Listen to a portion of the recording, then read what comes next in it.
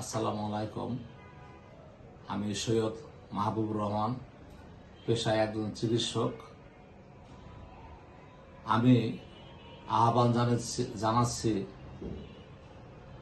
এই যে বাংলাদেশে সেক্সুয়াল বিভিন্ন ধরনের অ্যাড দেওয়া হচ্ছে, জমশক্তি অ্যাড, এটা খুব খারাপ ধরনের একটা প্রচার। ইউনানি গেজেটে কোনো সেক্সুয়াল ওষুধের বা কোনো ওষুধের প্রচারণা করা সম্পূর্ণ নিষিদ্ধ। তাই আমি স্বরাষ্ট্রমন্ত্রী, এনএসআই, ডিজিএফআই, প্রশাসন লোকদের বলছি, এই ধরনের অ্যাড যাতে টিভিতে, বিভিন্ন সোশ্যাল মিডিয়াতে না দিতে পারে, এজন্য আপনারা দয়া করে জনগণের পক্ষ থেকে পদক্ষেপ নিন।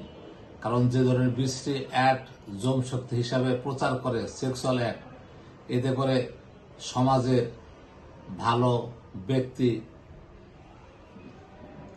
ছোট বড় ফ্যামিলির মানুষ কোনো নাটক বা কোনো অনুষ্ঠান দেখার সময় লজ্জাবোধ করে। এতে টিনেজ ছাত্রছাত্রী, টিনেজ লোকজন অনেক খারাপ দিকে ধাবিত হচ্ছে এবং এর কারণে বিভিন্ন জায়গায় ধর্ষণ বেড়ে যেতে পারে।